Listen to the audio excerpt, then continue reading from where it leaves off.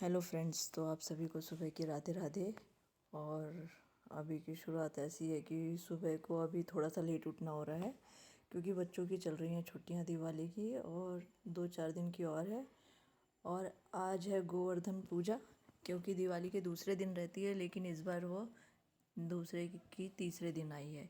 तो आज सभी गोवर्धन पूजा करने में लगेंगे और फिर उसके बाद भाई दूज आएगी। तो हम भाई दूज में उस दिन तो नहीं जा पाएंगे अपनी ननद के यहाँ, लेकिन हम सैटरडे को या संडे को जाएंगे क्योंकि इनके ऑफिस दिवाली के दूसरे दिन से ही शुरू हो चुका है और हम कहीं भी नहीं जा पा रहे हैं। और अभी सभी जगह दिवाली के लिए मिलने जाना रहता है तो वो भी लेट नाइट जाना हो रहा है क्योंकि जब ये ऑफिस से आते हैं उसके बाद ही हो रहा है। तो कभी कभी तो ये हो रहा है कि ये 10-10:30 बजे आ रहे हैं और हमारा जाना नहीं हो रहा है। तो इन्होंने कहा है कि अभी हम फ्राइडे को चलते हैं, एक साथ सभी जगह होके आते हैं क्योंकि सभी आ के गए हैं और सबको हम सैटरडे को बुला लेंगे। इनका वीक ऑफ रहेगा तो हम सबको सैटरडे को बुला लेंगे, क्योंकि मैं अकेले रहूं और ये ना रहें तो कोई इतना सभी आ नहीं पाएंगे, इसलिए हमने सैटरडे को सबका रखा है। और सुबह उठकर मैंने सबसे पहले चाय और दूध गर्म कर लिया है और उसके बाद बर्तन धुल गए थे तो मैंने उन्हें सभी जगह उनकी जगहों पर अरेंज कर दिया अच्छे से, क्योंकि बर्तन सूख चुके थे। मैंने थोड़ी देर उसे टब पे रख दिया था और वो सूख गए थे तो मैंने उन्हें पोंछने की भी ज़रूरत नहीं पड़ी, बर्तन अच्छे सूखे थे।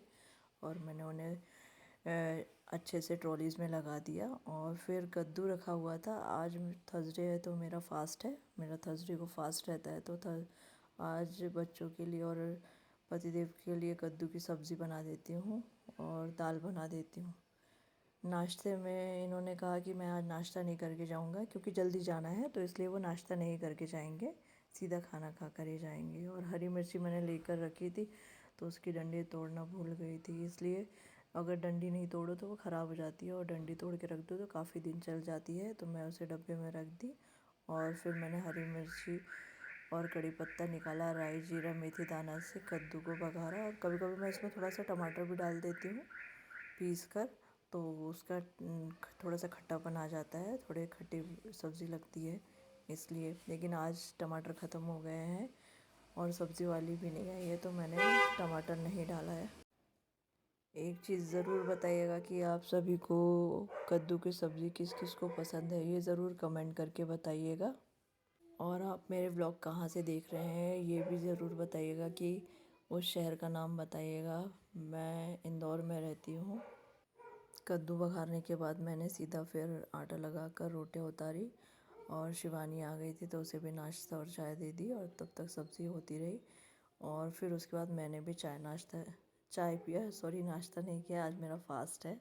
और रोटियां उतारने के बाद घी लगाकर उसे रोटियों के डब्बे में रख दिया और कपड़ा रोज़ चेंज कर देती हूँ क्योंकि फिर उसमें अजीब सी स्मेल आती है। तो मैं नैपकिन रोज़ चेंज करती हूँ, वैसे तो सभी चेंज करते हैं लेकिन मैं रोज़ चेंज कर देती हूँ, सुबह शाम दोनों टाइम चेंज करती हूँ।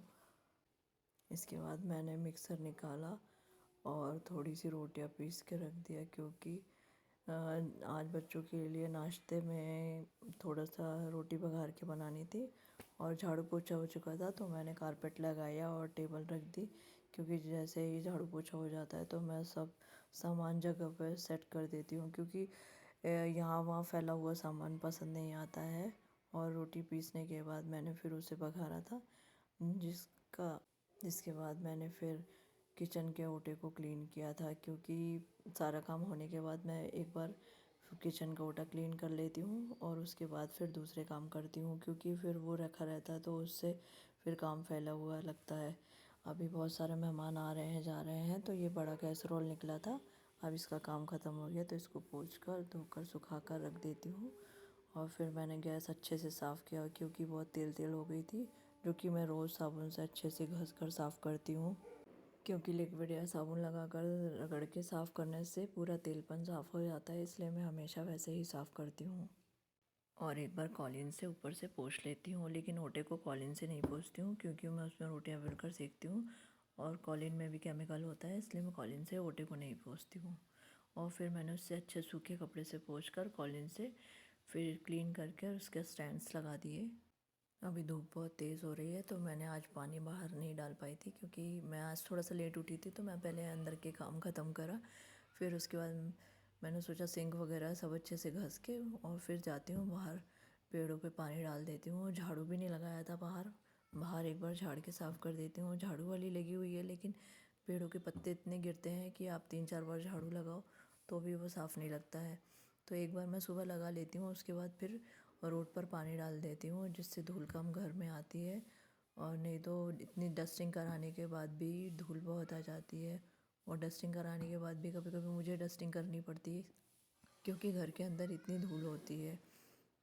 और सिंक को साफ़ करने के बाद फिर मैंने इनके लिए चाय बनाई, और ये उठ उठ गए थे, ब्रश कर रहे थे, तब तक मैंने इनकी चाय बनाई। राधे